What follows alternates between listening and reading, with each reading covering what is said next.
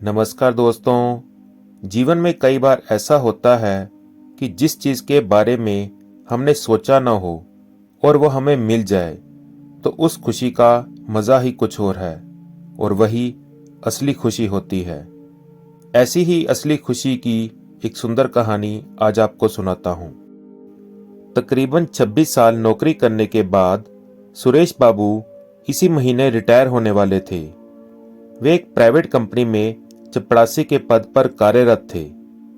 एक तरफ जहां सुरेश जी को इस बात का सुकून था कि चलो अब तो एक खड़ूस, बदतमीज और क्रूर बॉस से छुटकारा मिलेगा, वहीं दूसरी ओर उन्हें इस बात की भी चिंता सता रही थी कि रिटायरमेंट के बाद अब उनका समय कैसे बीतेगा और उन पर जो जबरदस्त आर्थिक जिम्मेदारी है उसका निर्वहन वे कैसे करेंगे।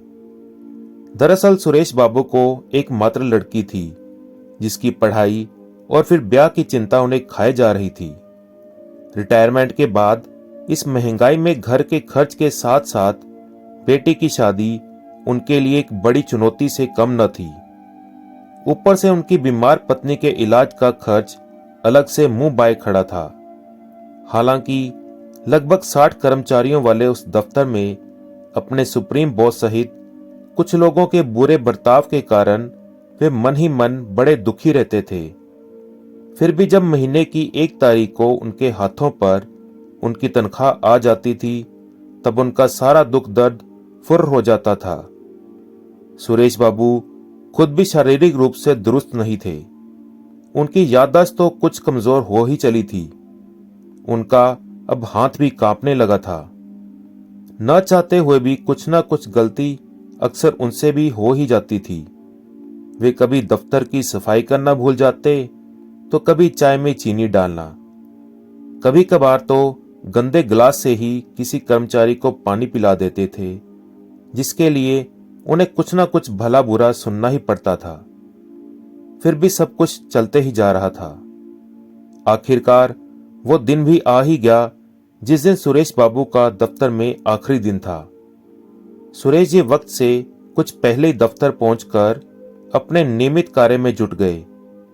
सब कुछ रोज की ही तरह था, बस आज दफ्तर में खामोशी कुछ ज्यादा ही थी।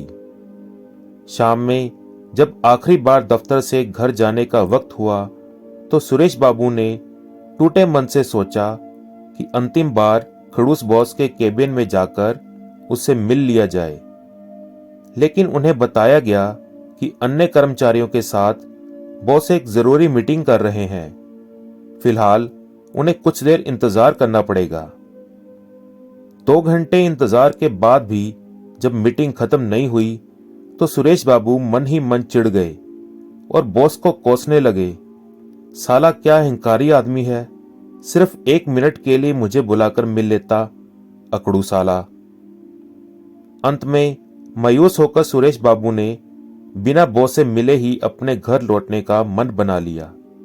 ठीक तभी किसी ने आवाज दी, साहब तुम्हें बुला रहे हैं। सुरेश बाबू झटपट अंदर दाखिल हुए, लेकिन बॉस के केबिन का नजारा कुछ बदला बदला था।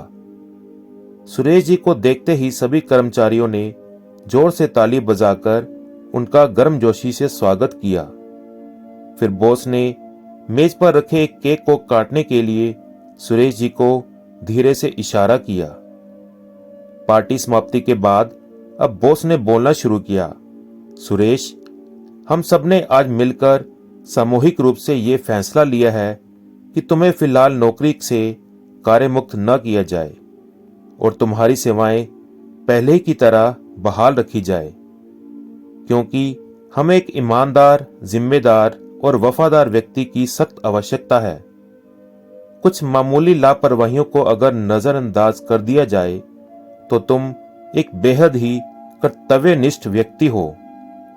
तुम्हें तुम्हारी सेवाओं के बदले प्रत्येक कर्मचारी की तरफ से महीने के अंत में 500 रुपये दिए जाएंगे। हालांकि ये हमारे ऑफिस के नियम के खिलाफ है, फिर भी तुम्हारी आर्थिक जरूरतों को देखते हुए तुम्हारे लिए ऐसा करना पड़ रहा है। लेकिन ध्यान रहे, तुम्हारी गलतियों के लिए तुम्हें मिलने वाली डांट में कोई रियायत नहीं मिलेगी। बॉस ने अपनी बातों को बीच में ही रोकते हुए रुपयों का एक बंडल सुरेश बाबू के हाथों में थमाया और फिर बोलना शुरू किया। आज ही ये 5 लाख रुपए हम सबने मिलकर तुम्हारे लिए जमा किए हैं ताकि तुम अपनी बेटी की शादी धूमधाम से कर सको। बॉस ने जैसे ही अपनी वाणी को विराम दी, तालियां फिर से गड़गड़ा उठीं। सुरेश बाबू रोते हुए बॉस के चरणों में झुक गए, लेकिन बॉस ने उन्हें पकड़कर अपने गले से लगा लिया। ऑफिस से निकलने के बाद डबडबाई आंखों को लेकर सुरेश बाबू अपने घर की ओर जाते हुए बस यही सोच रहे थे कि आज तक जिन लोगों को वे खड़ूस और बेरहम समझ रहे थे, वे हकीकत में कुछ और ही निकल गए। अक्सर हमारे नकारात्मक विचारों के कारण किसी भी व्यक्ति के प्रति हमारे मन में जो धारणा बन जाती है, वो हमेशा सही नहीं होती। कभी कभी लोग इतने भी बुरे नहीं होते जितने हम उन्हें मान बैठते हैं। तो दोस्तों, कैसी लगी आपको ये कहानी? प्लीज़ कमेंट करके ज़रूर बताएं। और इसी प्रकार की अच्छी अच्छी और सुंदर कहानियाँ सुनने के लिए चैनल को फॉलो करना और सब्सक्राइब करना ना भूलें। धन्यवाद। जय श्री कृष्ण।